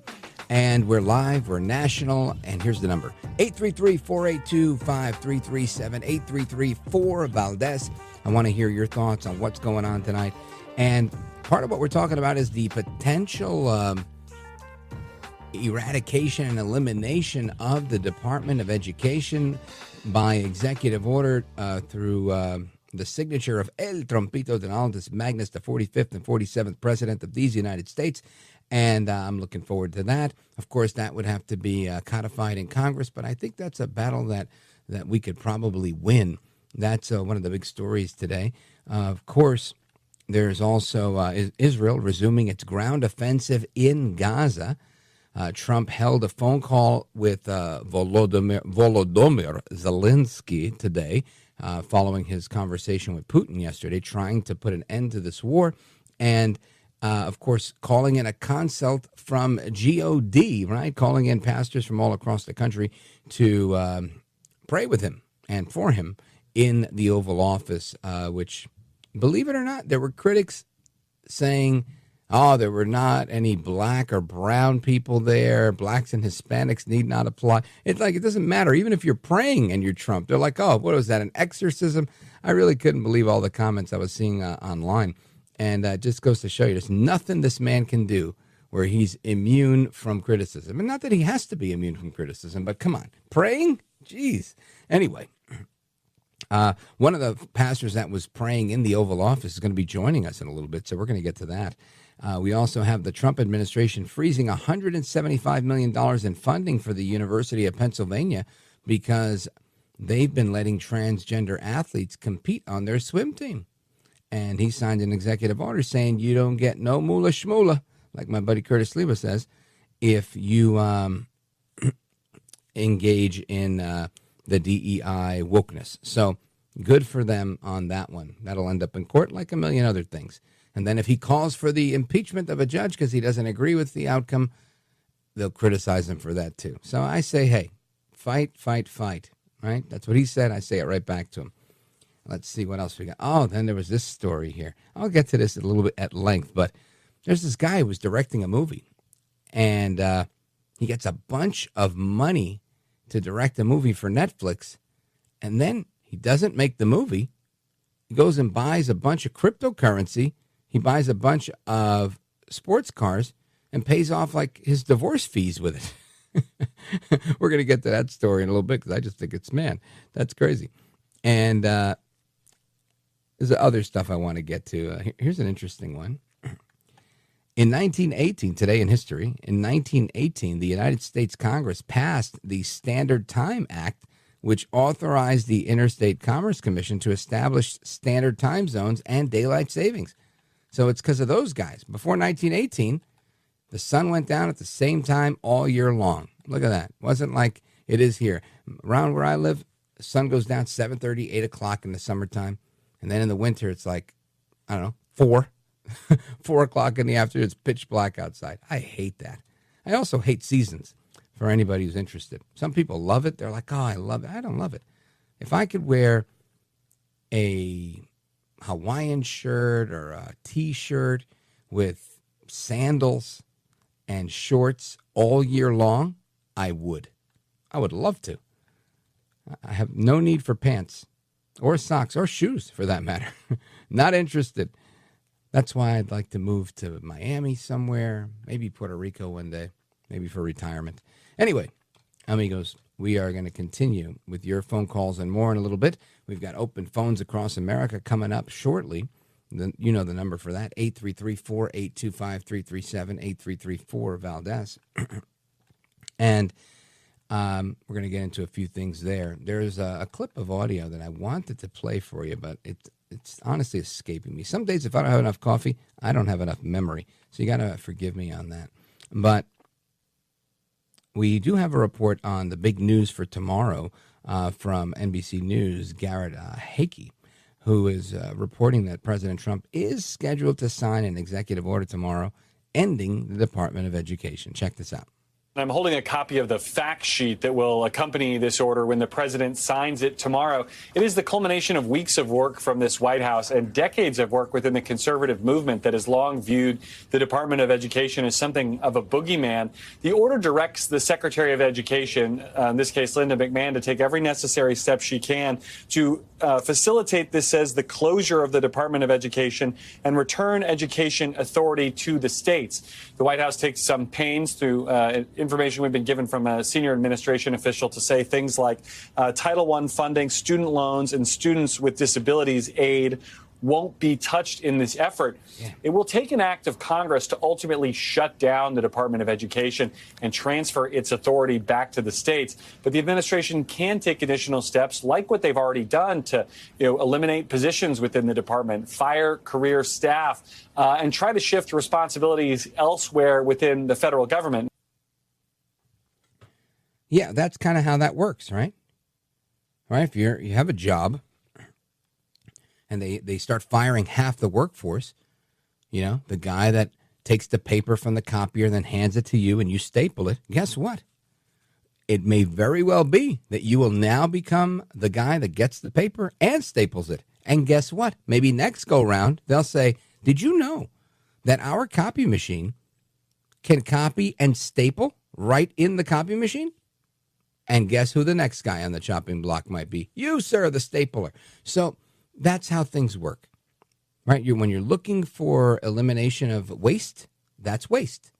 They don't say, hey, look, we signed up because we want to make sure you can put your kid through college. We want to make sure that you can buy a vacation house or, at least own the house you live in now. We want to make sure that, your wife only has to work a part-time job, or maybe she doesn't work at all. We've signed up so that we can ensure that you're going to get all of your benefits, your 401k or your retirement plan or whatever. No sane person thinks that we exist for the pleasure of government employees, right? Because there's not a human being that I know that says, I want to make sure Rich Valdez gets paid. I want to make sure that every time he goes on the air, somebody's paying him to say the words he says. Nobody cares. Right. I mean, a handful of people that work in the company, right? Westwood One, Cumulus Media, wonderful people, by the way. Let me take a moment to give a shout out. Stuart Greenblatt, our station clearance guy, director of that, and Laura Martinez, who works with him. These are great, great, great people. You got Teresa Gage, VP of Marketing. Terrific, terrific. Susan Stevens on the programming side. There's a lot of people that make sure the wheels on the bus go round and round around here. Not to mention our crew in the studio, right? Mr. Hinton and the Count himself, Count Delacula. Bill Barnett. Jeez.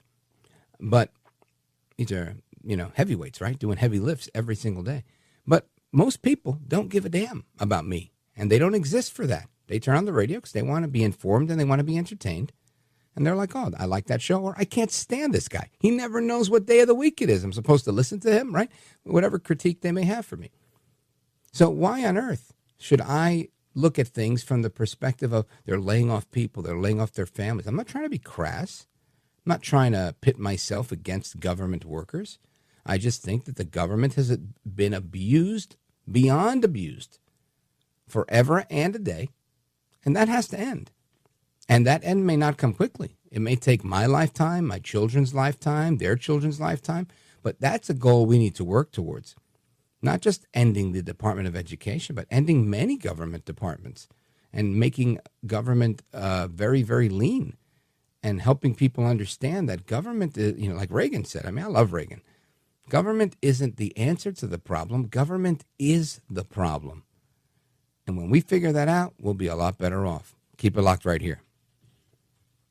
This is America at Night with Rich Valdez.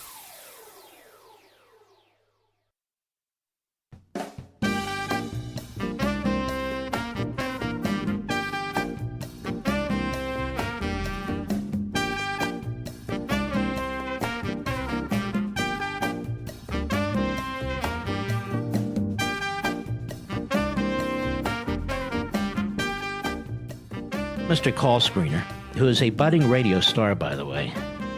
Richie Valdez is terrific. This is America at Night with Rich Valdez. Heavenly Father, in the name of Jesus, we are so grateful today that you will use our 47th president so we would sing with new meaning, my country, 'tis of thee. Sweet land of liberty, of thee I sing. Land where my fathers died, land of the pilgrim's pride, from every mountainside. Let freedom ring, and because America is called to be a great nation, we believe that you will make this come true. So let freedom ring. That is part of a powerful invocation by Pastor Lorenzo Sewell from Detroit at President Trump's inauguration just shy of 2 months ago. And I'm playing that because, of course, I mentioned earlier that President Trump called in a God consult, right? The day after talking to Putin and the day of the Zelensky phone call. He said, I need all the prayer support I can get. And there were a bunch of pastors in the Oval Office today. I saw a picture tweeted by several people, notwithstanding Pastor Robert Jeffress, who posted the picture. And I thought, was grateful for a chance to lead prayer in the Oval Office. And I said, we got to get in touch with Dr. Robert Jeffress because he's the senior pastor of First Baptist Church in Dallas. And we see him on television, and he's been on this program before. And he's also got an amazing book that's out, Jesus Revealed in the End Times, Hope for Today from the One Who Holds Our Future. And I said, we got to get him on. And here he is answering the call. Dr. Robert Jeffress, thanks for joining us again. Oh, great to be back with you, Rich. Thanks for having me. Yes, sir. Now, I want to know, on a typical Wednesday, are you usually hanging out in the White House praying with the president, or was there an occasion for this today? Well, actually, there were about 12 of us that were there, Christian leaders from across America, to meet with the new White House Faith Office. One of the first executive orders the president signed was to create a White House Faith Office that would be unlike any other. It was actually going to be housed in the West Wing. It was going to report directly to the president. The president believes faith is an important part of American life, and he thinks it's been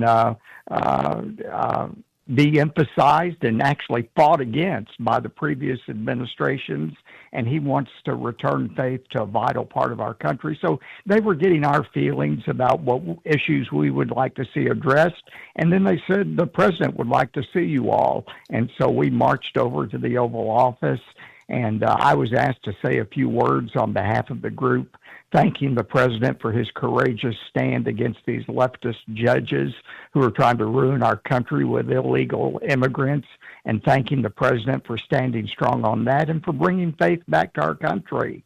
Unless the Lord builds a nation, those who labor in vain. And then I got to pray for him. And, it's interesting, Rich, that it's taken a secular New York real estate tycoon to bring faith back up to American life.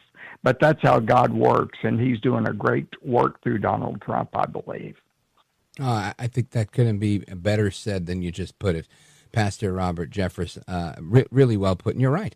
I think, for years, and I've heard them say, God has a sense of humor. And I think this is part of that, right? God will use whomever he feels like using to get his message across. Now, what was the vibe like? I guess, you are our fly on the wall. You were in the office leading the prayer for the president. I'm curious to know, you guys are there. It's like, hey, guys, everybody's here. We're celebrating the actual West Wing office of the White House Office of Faith. And why don't you guys come in? Let's have a photo. And did somebody say, hey, do you have a minute? Let's pray. Or was it a scheduled prayer? What was that like? They told me a few minutes beforehand that I would be praying and making a few remarks. And so It was very informal. The president, in fact, he had a new hat, one of those iconic red hats, but it had the stitching on it that said, Trump was right about everything. He was laughing about it. And I said, what do you have to do to get one of those, Mr. President? So he gave it to me. So that was a proud souvenir from the Oval Office. Oh, and then he had so an cool. easel up. He had an easel up, a map on this easel that showed the Gulf of America. So it's just all kind of interesting things. But he's very relaxed. He's always, every time I've ever been in the Oval Office with him, he's upbeat, positive, energetic. And I always leave with the same feeling. I'm always glad that God put this man into office. He can take more pressure than anybody I've ever seen. I mean, think about it, Rich. Here he's talking to Putin, then Zelensky. He's got this crisis and that crisis, but he wants to take time out to pray. That says a lot about him. Yeah, I agree. And listen, I think if I had that job and I saw a group of 12 pastors passing by, I'd say, Putin, hold on a second. I need these guys, right? I think you need all the prayer you can get when you have a job like that. Pastor Robert Jeffress, senior pastor of First Baptist Church in Dallas. Now, I want to talk, before we wrap up, really quick about your book, Jesus Revealed in the End Times. Tell us more. Well, lots of people are interested in the end times. I wrote a book last year, Are We Living in the End Times? After the Hamas invasion of Israel, people were wondering about it. But, any study of the end of the age causes a lot of people to be fearful. But I'm writing that in this book, Jesus Revealed, that it's a message of hope, that we're going to finally have Christ back again to establish the kind of kingdom that is perfect, that is just, that is equitable, and that will never be cause for fear or worry or death or pain. So the fact that Jesus is coming back again is bad news for those who don't know him as Savior, but it's great news for those who are his followers. Now, if people want to get a copy of the book, Pastor, where do they go and how do they get it? Amazon.com. It's in all major bookstores, but Amazon.com is always the easiest. Jesus Revealed in the End Times. It's been the number one book on Amazon for New Testament studies, and so I hope people will pick up a copy because everybody needs hope in what seems like a hopeless world. Folks, the book is Jesus Revealed in the End Times. Get one for yourself. Get one to give away as a gift. Easter is around the corner, and Amazon is the place to go. Now, Pastor Robert Jeffress, with seconds to go before they play the music and kick both of us out of here, I want to know what role do you have with this White House Faith Office, and should we expect for you to be hanging around the West Wing a little more? Well, I don't know about that. I come anytime the president invites me to come, but I got to be with him quite a bit during the first term, and he's become a great friend over the last 10 years. Since he first saw me on television and reached out to me, we've just been great friends. I have great admiration for him. Yeah, well, you have that effect. I think we met in Newark, New Jersey, I don't know, probably 6, 7, 8 years ago at the Pillar College event, and you're just as nice in person as you are on the radio. So thanks for being here tonight. Thanks for having me, Rich. You bet. God bless you. Amigos, we come back with your calls, your thoughts, and so much more. Don't go anywhere. I'm Rich Valdez.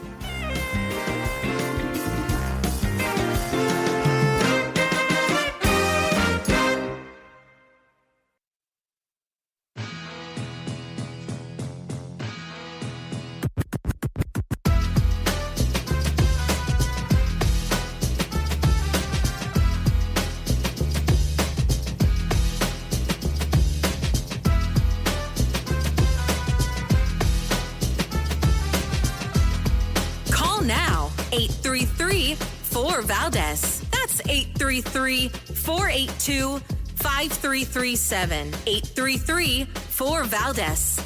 That's Valdez with an S. All right, amigos, welcome back. Rich Valdez. And We're going to get to open phones across America momentarily. I see a couple of people online. I'm definitely going to get to you. If you want to join the conversation, feel free. 833-482-5337. If you've never called the show, today's a good day to call because I'll probably be able to get to you as long as you call in early. I hate leaving people on hold at the end of the show, but sometimes that's a reality. So if you call in early, I promise to get to you. But I have to play you this clip because there's a couple of things I want to talk about, which is the economic outlook of the country. Today, the Federal Reserve Chair, Jerome Powell, gave some comments about economic activity, and he seems to try to paint a rosy picture of where we are and seemingly trying to say it's because of Biden's fourth quarter. Now, as you know, Biden spent a lot of money in the fourth quarter, government spending fueling this rosy picture that he's talking about. And I talked about that the other day, right? Kind of artificially propping up the economy, artificially propping up GDP, because we're buying a lot of our own stuff here, right? So when this ends up happening, it to me, this is a farce, right? This is not real investment in our economy. This is not real money moving through our economy, but yet, or I should say better said, it's money that we are printing that's moving through our own economy, our own money, which isn't really the thing, right? It's not really the vibe. So part of what I want to talk about here is I want you to hear what he has to say, and then I want you to hear the approach of the Trump administration and how drastically different they are. Listen to this. Economic activity continued to expand at a solid pace in the fourth quarter of last year, with GDP rising at 2.3%. Recent indications, however, point to a moderation in consumer spending following the rapid growth seen over the second half of 2024. Surveys of households and businesses point to heightened uncertainty about the economic outlook. It remains to be seen how these developments might affect future spending and investment. All right, so he doesn't know how things are going to affect the future spending and investment, right? And nobody really does. Of course, he says this because he wants to cast a little uncertainty, right? Future spending and investment. The previous spending and investment that he's talking about is exactly what I just talked about, right? When we're buying our own T-bills and whatnot. This is not a good thing. This is fake. It's phony and fraud, right? If your wife loses her job and she's like, look, I used to make $4,000 a month at work, and you're like, oh, don't worry, sweetheart, I have it in the bank, and you start paying her from your savings, you're not doing good. You're doing even worse when you go, oh, don't worry, honey, I have a credit card. You can put it on the credit card, right? If you don't have it, you don't have it. If you're not earning it, you're not earning it. It's not there. That's the point that I'm making. Now, what is there? What is it that we do have in America? Well, I think this is where I always take my hat off to Trump. And it goes kind of hand in hand with his foreign policy. He's always making a deal with what he's got. Forget about what could be. It's what he's got, right? And a lot of times it's his name. If you look at his past business deals and the art of the deal and all that, he was leveraging his name, the Trump brand. He'd created a brand and people wanted it. They're like, I'll build the building. Just put your name on it so we can get top dollar for it. Brilliant, brilliant stuff. So it doesn't surprise me that he brings on another, very wealthy person that served as a governor to be the Secretary of the Interior. Because in the interior of our country, there's a lot we could do. And in my opinion, there's money that's being left on the table. Now, this boils down to a fundamental difference of opinion, right? I used to get into, you remember my Cuban buddy that came here on the jet ski? I just hung out with him last Friday. But when I used to go to the restaurant before he sold the restaurant, and I can tell you, I would see him. His name's Ruben. I would say, hey, Ruben, we can drill, baby, drill, and we can produce liquid natural gas that we can export and become energy dominant. We even have our own reserves, where we can drill for oil and use, send it to our own refineries and whatnot for crude. And he would say, we can't do that. We need to keep that stuff in the ground because it might run out one day. Then I would ask the guests that we have on this program that, are more learned than I on this topic. And they would say, well, we don't know when it's going to run out. We have no idea. Maybe it doesn't run out. So I would go back and say, I talked to a guy, a geologist, for example, that would explain to me that we don't know it's going to run out. And it's this fundamental difference, right? You're either the climate denier or you're the climate crazy. And I'm sure there's an in-between there. But the reality is there's a lot of resources right here in America. Now, we're talking about cutting a deal with Zelensky. We talk about maybe attaching gold back to the dollar with a gold standard, which many seem to think is a pipe dream. Others say crypto is the future. All sorts of conversations going on. But the point I'm making is that the United States has gold, it has silver, it has other minerals, it has all sorts of things. And Secretary Burgum was explaining some of the natural resources that the United States possesses. And I thought this was worthy of your time. Listen to this. You've heard more than once or twice or 10 times that we have $36.5 trillion of debt. I mean, it's in advertisements. We hear it. And I would invite anybody here from the media side is do what I did when I was going through my Senate hearings, and when I would, first time I lived or worked in D.C. was anybody I met that was in a position of authority or experience. I said, what's our debt? $36.5 trillion. What are our assets? I mean, I challenge anybody to go try to find a current balance sheet for the United States of America. And if you come up with one, it might be some financial assets. But I can tell you, as the head of Interior, where we have, just in Interior, we've got 500 million acres of surface. Brooke Rollins has another 200 million in the U.S. Forest Service and U.S. grasslands. So 700 million acres of surface. There's 700 million acres of subsurface that we have, the mineral rights, critical minerals, oil and gas, metallurgical and thermal coal resources. And there's 2.5 billion acres of offshore, many of which have not been even explored, all of which represent huge, huge assets for us. So if you take our forests, our lands, our grasslands, our lands that are near urban areas, our mineral resources, our offshore resources, I think the number is what? Is it double, triple what our national debt is? It could be 100 trillion. And as I've talked with Scott Besson, if we had published our balance sheet, or America's balance sheet, and said, our assets are triple what our debt is, that just announcement might lower the 10-year rate on interest rates, because people say, wow, these guys got it covered, and they have a plan on how they're going to be able to pay down this debt, and they're actually in really good shape. Look at that. All of a sudden, the United States has collateral. We're thinking that we're insolvent and we're this and we're that. This is the conversation we need to have. And I'm so thankful that we're finally having it. So anyway, I want to get your thoughts and your calls on that stuff, as well as everything else we've discussed. We've discussed a lot so far this evening. We've talked about the faith meeting today in the White House. Of course, we talked about tomorrow's expected eradication of the Department of Education. I can't help but be giddy about that. We've also had a pretty good conversation about Israel and how it stands as the beacon of Western civilization in the Middle East, and that conversation with Josh Hammer, and so much more. So here's the phone number, 833-482-5337, 833-4-VALDEZ. This is America at Night with Rich Valdez. Call now, 833-4-VALDEZ. That's 833-482-5337. 833-4-VALDEZ. That's Valdez with an S.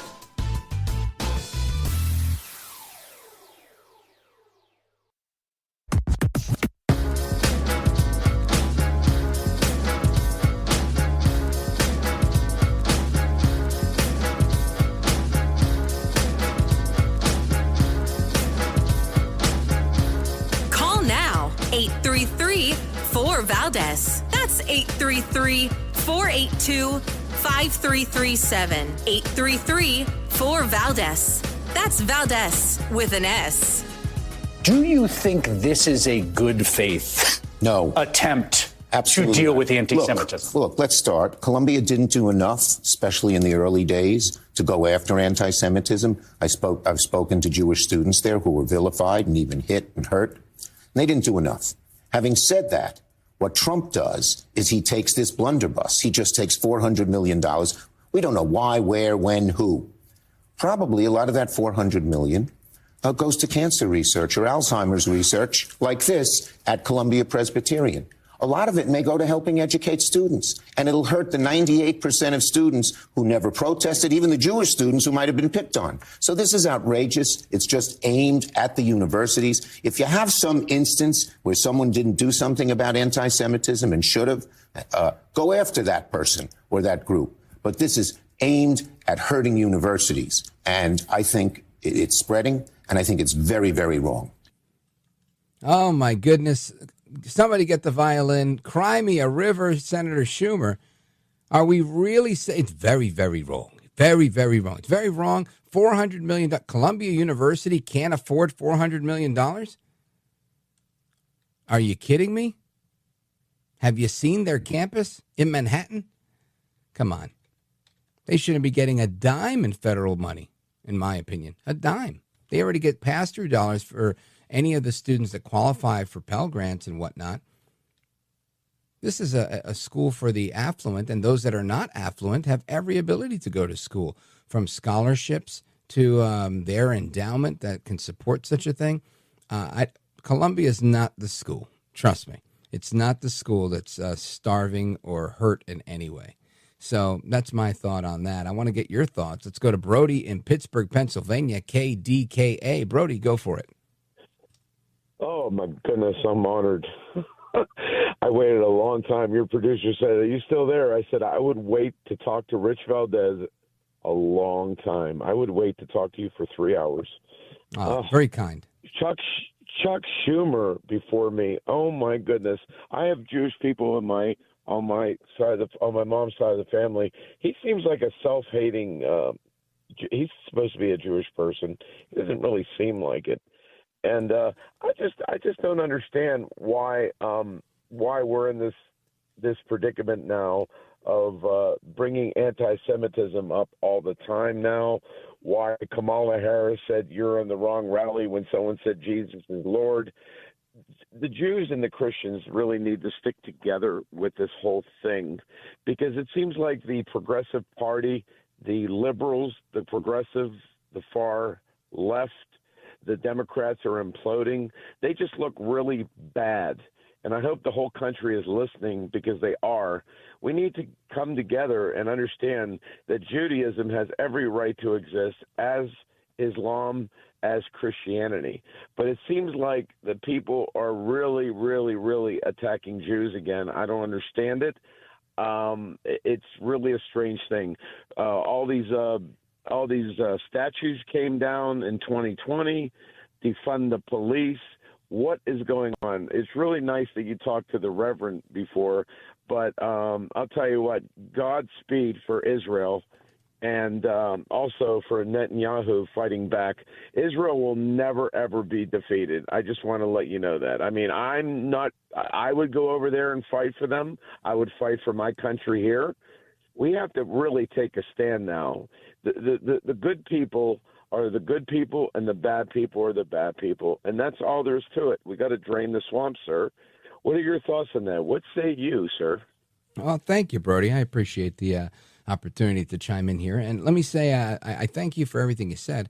I think, we don't hear from everyday citizens on this issue very often.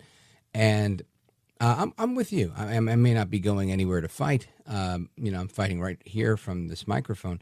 But I'll tell you this. I think, the conversation we had with Josh Hammer, I'm not sure if you had a chance to hear it. If you didn't, you'll hear it in a little bit. But he talks about the last bastion of Western civilization that will be toppled, or as he put it, they're coming after the Saturday people before they come after the Sunday people. And I thought that was well put, because we're seeing, Christians attacked all over the globe. It's underreported in many aspects.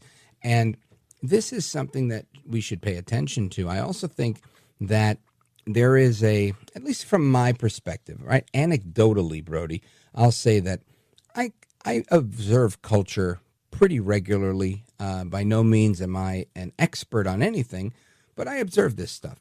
And I can tell you that just like we all saw a rise in the culture changing with respect to transgenderism or even the LGBTQ movement catching a lot of steam and speed over the last 3, 4, 5 years, I can also say that I see a lot of movement in radicalization, in particular, and not solely amongst militant Islamists, but mainly. And this is happening in various parts of the world, not the least of which is the United States. And I think there are places, the United States, I'd say, in most parts of this country, it's still a relatively Christian country. Right now, this is not a theocracy. No, it's not what I'm saying. But most people that are of faith are of a Christian faith, right? One of the Christian traditions, Catholic, Protestant, Baptist. And it becomes challenging, right? Every year they have these numbers that come out saying that, the United States is still 50% Christian. The UK is, I think, 40% or 38% or something like that, the lowest it's ever been. And the challenge becomes when you are trying to radicalize a place for a different faith, and I don't mean evangelize or proselytize, right? I'm not saying that people that want to win you over to Islam. It's not what I'm talking about. I'm specifically talking about radical Islamists, people that are militaristically, if that's the right word, using their faith in a radical manner to bring about a holy war. And that's not every Muslim, right? Those are the Muslims that view their faith a certain way. And I believe the term for them is radical Islamist. And when you have a rise of this militant faction of individual that is not even supported by the mainstream of their faith, right? Just like the people who tell me, if somebody called here and said, listen, I like to go bomb abortion clinics in Jesus' name, I would say, I don't think this is a good idea. I don't support that. I'm not down with that. That's not part of my Christianity. I'm not bombing anything. All right? So this type of radicalism, it exists in many places, including the left and what they do. So all of that to say, I think it's important that we remain vigilant about these things. And as we've seen this rise in this, we have to take heed to it. We have to take notice of it and say, hold on, what's going on? We need to know what's going on. We need to be aware of what's going on and be prepared to address it from a spiritual perspective, through prayer, through a physical perspective, through safety and security, retaliation if need be, and from a political or a policy perspective through, those elected to do that work. So that's part of my response. I have to take a break here. Otherwise, I'd, continue going down that road with you, Brody. But thank you for the call and for the question. And amigos, your thoughts and questions are coming up. Don't go anywhere. This is America at Night with Rich Valdez.